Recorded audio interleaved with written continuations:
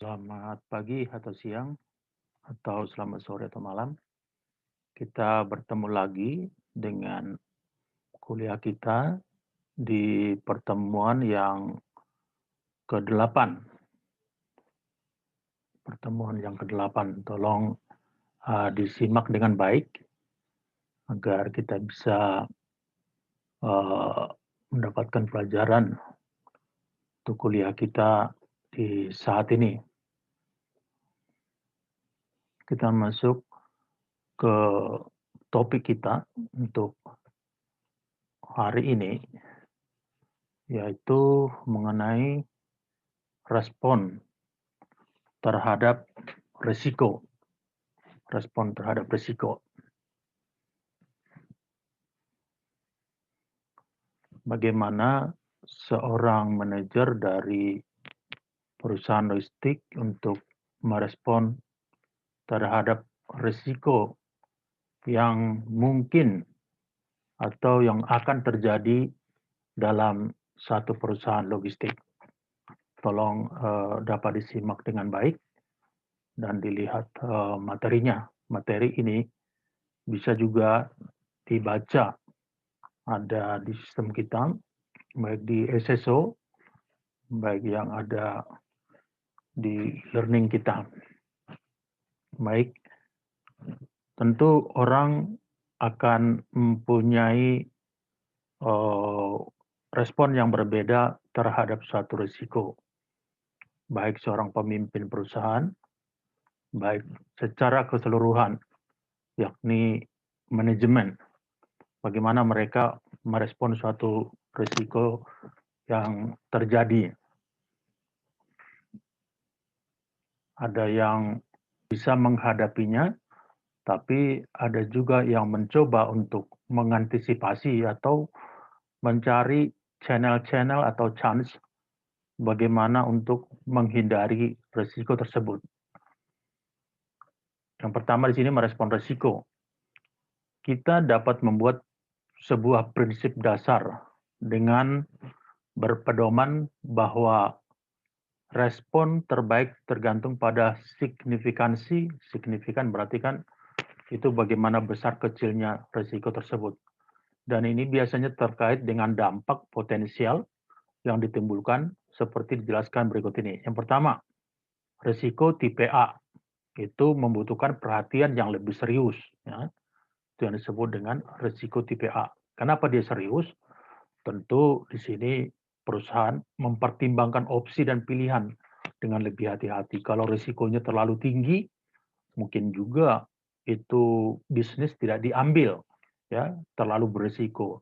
Atau mungkin risiko tinggi tapi mempunyai cara untuk menghindari atau paling tidak memperkecil risiko. Biasanya risiko tinggi itu profit yang di-gain itu juga lebih tinggi. Yang kedua, risiko tipe B probabilitasnya lebih tinggi dengan konsekuensi yang lebih parah.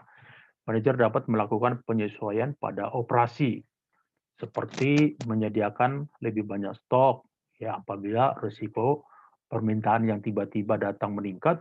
Tentu kalau ada stok yang banyak tidak menjadi masalah. Yang menjadi masalah ketika ada permintaan banyak, stok sedikit, nah itu menjadi risiko dan terlambat pengiriman barang kepada customer. Risiko tipe C, risiko yang tidak signifikan, probabilitasnya terjadi rendah, konsekuensi atau dampaknya minor atau kecil. Manajer dengan mudah dapat mengabaikan risiko. Tetap ya diperhatikan juga, paling tidak kalau bisa diperkecil, walaupun dia minor dampaknya, tidak begitu besar dampaknya. Tapi tetap harus menjadi perhatian dari manajemen, karena apabila kita tidak memperhatikan hal-hal yang kecil, itu bisa menjadi hal yang besar. Contohnya, supir yang mungkin sering terjadi kecelakaan. Terus diperhatikan bagaimana kesehatannya, bagaimana jam tidurnya, sehingga mereka bisa lebih fokus untuk membawa suatu truk atau trailer. Sedikitnya suatu respon seharusnya memenuhi kriteria ya, respon kita terhadap suatu risiko A, memungkinkan supply chain untuk terus bekerja secara normal atau dengan gangguan seminimal mungkin. Ya, jadi menghindari gangguan. Kalau di Indonesia biasanya ada yang disebut dengan escort atau pengawalan. Bila perlu ada pengawalan dari polisi atau dari tentara. Kalau ada gangguan, ya biasanya kalau ada proyek di daerah di pedalaman itu sering ada gangguan dari LSM atau dari masyarakat setempat karena mereka menginginkan ada dana bagi masyarakat setempat. Yang B, efektif dalam menghadapi risiko. Yang C, memungkinkan penggunaan sumber daya yang tepat dan efisien. Ya, menghadapi risiko itu ya dicari sumber daya yang tepat dan efisien, maksudnya hematlah gitu, optimum. Yang D, mematuhi semua hukum. Tentu kita tidak terlepas dari hukum yang berlaku. Itu harus dipatuhi atau dijalankan. Yang kedua, alternatif respon. Karena ada alternatif 1, ada alternatif 2. Ada opsi 1, ada opsi 2. Ada plan A, ada plan B, biasanya seperti itu. Secara sederhana dapat dikatakan bahwa manajer mempunyai 2 pilihan, yaitu merespon risiko atau tidak. Pilihan untuk tidak merespon risiko menunjukkan bahwa mereka telah menganalisis risiko dan menemukan bahwa risiko itu tidak layak untuk dikhawatirkannya. Hal-hal sepele nggak usah lah, istilahnya ban yang menipis, ban truk yang menipis itu udah wajar gitu karena haus, karena perjalanan panjang. Kemudian risiko-risiko mogok tentu diantisipasi dengan mengadakan servis secara berkala, servis secara rutin. Walaupun itu tidak menjadi jaminan, tapi paling tidak itu membuat kendaraan yang dibawa itu mempunyai kualitas atau mutu yang bagus, sehingga menghindarkan mogok, menghindarkan ban pecah, menghindarkan olinya yang habis atau air radiatornya yang kering. Dalam rentang respon ini dapat diidentifikasi beberapa jenis respon, antaranya mengabaikan atau menerima risiko. Yang kedua, mengurangi kemungkinan risiko. Bisa dikurangi? Bisa. Ya dong, umpamanya ke satu daerah, mungkin bisa dikurangi risiko tersebut dengan membawa pengawal, istilahnya escort, mengawal barang tersebut dari tindak kejahatan. Yang ketiga, mengurangi atau membatasi konsekuensi. Ya, kalau umpamanya kejahatan terjadi malam hari, ya paling tidak untuk delivery barang siang hari. Itu kan kita kurangi. Seperti sekarang kalau berjalan malam ada yang disebut dengan apa itu, yang mengambil motor, ya jangan jalan malam-malam. Itu namanya mengurangi. Keempat, mentransfer atau membagikan, mengalirkan risiko. Ya kan? Kita kalau nggak bisa hindarkan lagi, ya udah dialihkan risiko, biasanya melalui asuransi. Yang kelima, membuat rencana darurat, the second option. Kalau terjadi risiko, apa yang harus dilakukan? Ada opsi yang kedua. 6, beradaptasi terhadap risiko. Ya lama-lama kita beradaptasi. Seperti sama COVID ini. Kan risiko COVID ini. Tapi kan nggak mungkin di rumah terus. Harus bekerja, harus makan. Mau nggak mau beradaptasi dengan memprotek diri dengan 3M. Ya. Menentang perubahan. Ini melawan arus. Seperti ikan salmon yang melawan arus. 8, berpindah ke lingkungan lain. Ya, kalau terlalu risiko di Indonesia, banyak demo, banyak permintaan buruh. Akhirnya pabrik, saya masih ingat Sony yang di Cibitung, mereka pindah ke Vietnam. Kenapa? Di Indonesia terlalu banyak permintaan dari karyawannya. Karyawan di Indonesia maunya harus duduk dalam bekerja. Harus ada jam-jam tertentu untuk hal-hal yang tidak berhubungan dengan perusahaan. Contohnya apa tuh? Ya, contohnya mungkin ada yang hamil, yang apa sepertinya ya. Jadi akhirnya saya ingat Sony itu memindahkan perusahaan. Padahal itu customer kami dulu waktu besar banget tuh. Banyak ekspornya, tapi mereka pindah karena karyawan di Indonesia masih tidak sebagus di Vietnam. Karyawan di Indonesia itu kalau ada tamu datang, semua pada berdiri bengong melihat tamu yang datang. Kalau di Cina atau di Vietnam, walaupun ada karyawan, dia tetap kerja, tidak bengong gitu. 21, mengabaikan atau menerima risiko. Secara umum lebih mudah dan lebih murah untuk duduk dan tidak melakukan apapun. Tapi sebenarnya berisiko dong ya, nggak melakukan apapun. Itu sama juga risiko. Sehingga pilihan itu tampaknya masuk akal dan lebih disukai sebagian perusahaan. Tapi kan tetap kalau barang jatuh dari trailer gitu, jatuh dari atas itu kan bisa kalau tidak diasuransikan contohnya, itu bisa merugikan perusahaan.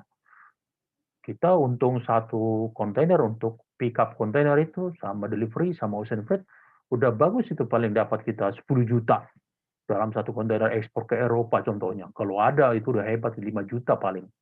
Tapi kalau sampai terjadi kecelakaan, umpamanya kontainer itu terbalik, rusak barang, udah semua. Kita harus bayar kontainer yang rusak, truk juga mungkin rusak, barang itu berapa, harganya bisa miliaran. Lalu keuntungan kita paling 2 juta, 3 juta. Itu yang menjadi consideration atau pertimbangan bagi perusahaan logistik. Kalau bisa ya cari alternatif apa? Ya mungkin asuransi. Atau yang kedua, cari solusinya. Bagaimana cara menghindarkan risiko tersebut. Kemudian mengurangi kemungkinan risiko. Di sini manajer mengambil tindakan mengurangi probabilitas kemungkinan risiko pada peristiwa berisiko akan terjadi. Pada dasarnya ada dua cara. Satu, mengambil tindakan untuk mengurangi probabilitas bahwa satu peristiwa akan terjadi. Ya, kenapa di Jakarta itu perusahaan tracking itu sering menabrak mobil lah, menabrak orang, anak sekolah, menabrak ibu-ibu. Kenapa? Mungkin terlalu capek. Kenapa? Macet. Udah macet terus kurang istirahat. Nggak fokus. Sambil nyetir bisa tertidur gitu kan. Karena ngantuk. Namanya hukum alam. Nah itu bagaimana cara mengatasinya? Ya bisa. Kalian cari contohnya. Umpamanya mungkin dari makanan ditingkatkan, minum susu, makanan bergizi. Kemudian juga mungkin jangan terlalu diforsir kerjanya. Bisa dibuat 2-1 kayak taksi kan. 2 kali narik, sekali libur. Ya. Kemudian yang kedua menghindari operasi di mana risiko terjadi. Ya. Misalnya beralih memproduksi, ya kalau terlalu tinggi risiko, udahlah cari yang lain, jangan dipaksakan. Kalau kau lihat pacarmu udah mau menggampar kamu, baru pacaran, apalagi udah menikah, bukan digampar lagi, dihajar. Jadi lebih bagus menghindar. Jangan coba-coba, nanti juga berubah, nggak bakal berubah itu. Percaya. 2, 3, mengurangi atau membatasi konsekuensinya. Seringkali lebih mudah bagi manajer untuk mengurangi konsekuensi dari risiko daripada mengurangi kemungkinan terjadinya risiko. Misalnya seatbelt ya, seatbelt itu kan sebenarnya hanya mengurangi ya, kita ketika naik mobil kita pakai seatbelt. Tabrakan tetap terjadi, tapi dengan ada seatbelt itu mungkin mengurangi risiko untuk kecelakaan. Maksud saya bukan kecelakaan secara terluka atau bagaimana. Kemudian mentransfer atau membagikan atau mengalihkan risiko. Ya. Transfer risiko adalah memindahkan sebagian atau seluruh risiko pada suatu organisasi dalam rantai pasok ke organisasi lain. Ini asuransi nih. Ya. Asuransi. Jadi asuransi itu untuk mengcover. Terus pertanyaannya apa asuransinya nggak rugi? Ya enggak? Enggak. Kan asuransi sudah menghitung. Di Indonesia itu kecelakaan tracking dalam setahun berapa? Berapa persen? Nah, dia akan ambil. Paling dia bayar berapa persennya itu yang pamer 10 ke 0,sekian% atau 1%. Tapi yang tidak terjadi kecelakaan kan dia untung. Gitu. Itu maksudnya mentransfer atau mengalihkan risiko ke pihak ketiga, ke pihak asuransi. Kadang-kadang juga pintar juga orang logistik. Pokoknya untuk tracking, dia nggak pakai tracking sendiri, menyewa tracking. Jadi kalau ada kecelakaan, vendor yang menjadi tanggung jawab. Walaupun kita tetap terlibat di dalamnya, tapi secara materi, secara risiko itu vendor. Karena kita menyewa dia gitu. Kalau truknya tidak bagus, ya tanggung jawab dia. Kalau truknya terbalik atau supirnya ngantuk, tanggung jawab dia. Ya, karena keuntungan dia juga mendapatkan, kita juga mendapatkan. Pembagian risiko yang sebenarnya tergantung pada sejumlah faktor.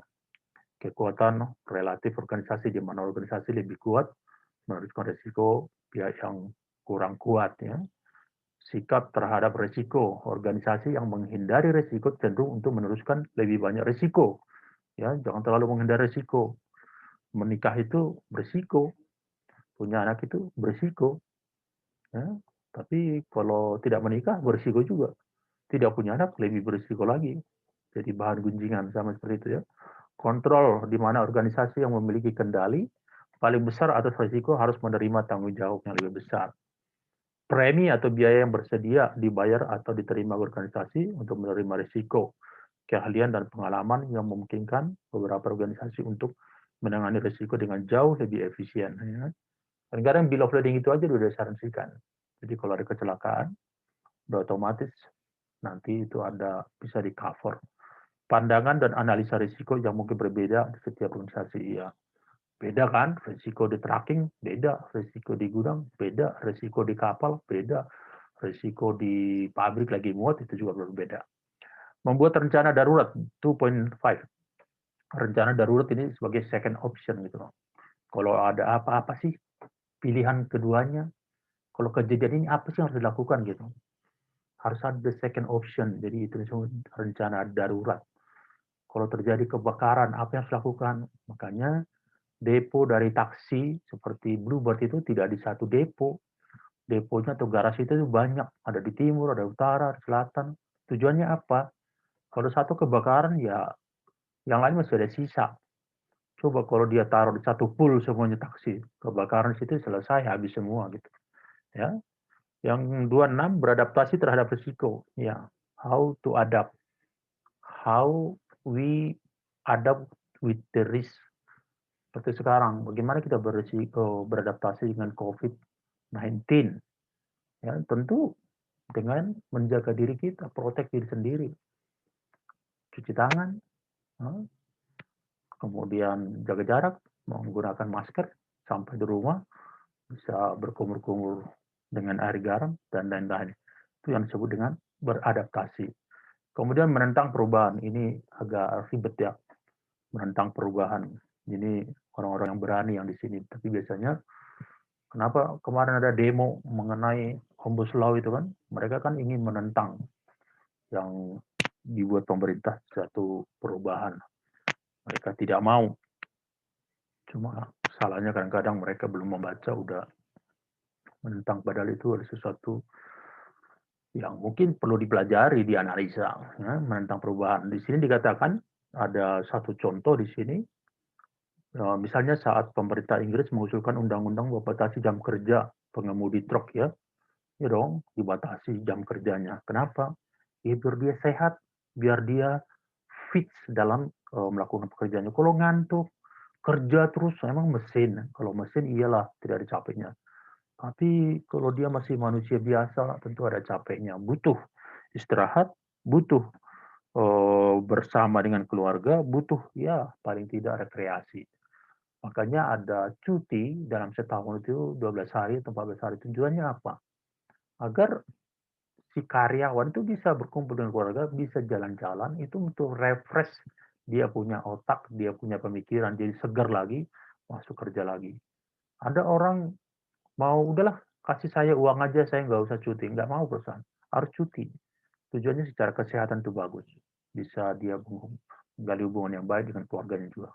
Kemudian berpindah ke lingkungan, ya ini juga bisa. Namanya kalau terlalu berisiko satu tempat, ya mungkin dia pindah seperti yang tadi saya bilang, Sony dari Indonesia terlalu banyak yang demo dulu, karyawannya demo lama-lama, udah saya tutup di Indonesia, pindah ke Vietnam. Ketiga, menentukan pilihan. Sekarang setelah terdapat jenis respon utama terhadap risiko dimiliki, hal selanjutnya dilakukan adalah mulai menerjemahkannya ke dalam operasi aktual. Dengan kata lain, beralih ke metode konkret. SOP-nya bagaimana? Standar perjalanannya bagaimana? Dengan menambahkan perincian tindakan untuk mencapai hasil yang direncanakan. Ya. Kenapa terjadi komplain dari customer? Satu, mungkin telat barang. Kenapa telat barang? Supirnya datang telat. Khususnya untuk hari Senin. Biasanya supir itu hari Jumat malam udah pulang ke kampungnya. Atau hari Sabtu pulang ke kampungnya. Senin pagi pasti datang terlambat. Karena dia mungkin pulangnya itu bisa di Cianjur, bisa di Jawa. Nah, ketika dia hari Senin, dia datang pasti terlambat. Itu biasanya yang terjadi. Customer yang membutuhkan kargo di hari Senin pagi jadi komplain. Nah, bagaimana kita untuk menentukan pilihan agar itu tidak terjadi? Ya, mungkin tentu dengan mengadakan pendekatan kepada para supir agar mereka datang umpamanya pagi-pagi hari Senin, atau mungkin memberikan insentif yang datang hari Senin pagi agar itu bisa di delivery on time, mungkin dikasih satu insentif kasih dana atau uang. Oke, kemudian 31 menyesuaikan desain supply chain. 32 mengurangi variabilitas. Ini adalah menjadi tema kelanjutan dari manajemen mutu, ya, mengurangi variabilitas, jangan terlalu banyak variabelnya. 33 menyimpan lebih banyak stok, ya. Ada ruginya nggak menyimpan lebih stok? Ada. Kalau stok terlalu banyak, berarti space juga akan dipakai di gudang terlalu banyak. Itu kan space atau tempat itu kan dibayar, nggak gratisan gitu. Tapi kalau tiba-tiba ada permintaan banyak, stoknya sedikit, nah itu juga menjadi risiko. Harus dipertimbangkan oleh perusahaan logistik. 34, menambah kapasitas cadangan secara operasional. Ya. Kapasitas cadangan. Kalau rusak truk A, apa yang harus dilakukan? Hari ini kita cuma umpamanya ada 80 truk. 80, tiba-tiba 110, mau lebaran biasanya itu tinggi. Atau mau libur akhir tahun, itu bisa permintaannya tinggi. Kenapa? Karena banyak libur. Jadi customer meminta agar barangnya cepat untuk membuat stok. Nah, bagaimana kita menentukan itu? Karena hampir rata-rata full book. Nah, biasanya kita mungkin memberikan ekstra atau kita buat agreement dengan vendor agar mereka tidak menolak kalau kita ada booking. Ini yang disebut dengan menambah kapasitas. Kemudian meningkatkan agility atau ketangkasan, ya. Mengacu pada fleksibilitas, ya fleksibel, tapi jangan terlalu fleksibel, nanti dibohongi juga. Dia bilang, oh kemarin bisa, kenapa sekarang nggak bisa? Tentunya itu merugikan perusahaan kita, ya. Kemarin ada yang salah, diambil lagi, padahal dia yang salah, kan. Tapi kerugiannya diberikan kepada perusahaan. Memperbaiki forecast dan perencanaan pada umumnya permasalahan dalam supply chain. Dari forecast yang tidak akurat, ya, kalau salah mempertimbangkan, salah memprediksi, itu bisa salah. Bisa jadi banyak komplain. Kemudian meningkatkan kolaborasi. Ini bagus sekali. Kolaborasi di segala bidang sehingga kita mendapatkan informasi yang akurat.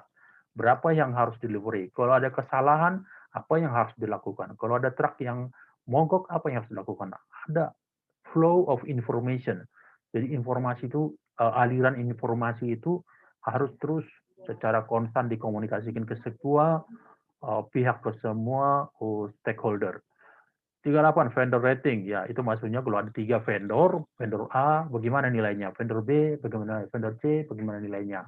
Tentu kita memberikan yang terbanyak bookingan atau order kepada yang nilainya bagus gitu. Nanti kalau yang nilainya bagus menjadi jelek lagi, kita juga akan rubah lagi. Kemudian make to order, ada 4 operasi dasar. Oke, ini umpamanya untuk barang-barang khusus, ya, yang limited edition. Jadi baru dibuat ketika ada order. Yang B, assembly to order atau finish to order. Adalah sistem di mana hanya kegiatan perakitan yang menunggu pesanan dan pelanggan. Sedangkan kegiatan lainnya dilakukan berdasarkan ramalan, ya, prediksi kira-kira bagaimana. Kemudian make to order, ini tadi yang pesanan. Terus engineer to order, yang 310 mempertimbangkan keputusan make or buy. Ketika organisasi menginginkan komponen untuk suatu produk, mereka memiliki opsi untuk membuat komponen secara internal. Jadi ini kalau yang menjadi komponennya itu dibuat oleh sama-sama perusahaan atau sister company. Yang keempat, memilih respon terbaik setelah mendata beberapa respon paling umum terhadap risiko dalam supply chain, tetapi jelas ada lebih banyak opsi lain yang bergantung pada keadaan tertentu. Beberapa respon bisa berupa mengubah desain actual supply chain, sementara respon lain mengubah cara bahan bergerak. Baik, sampai di sini pertemuan kita secara singkat. Bisa dibaca on details, ya, di SSO ataupun yang ada di learning kita. Sampai berjumpa di lain waktu. Terima kasih, tetap 3M, jaga kesehatan, ya, menggunakan masker, menjaga jarak, dan juga mencuci tangan. Terima kasih, selamat pagi, siang, sore, atau malam.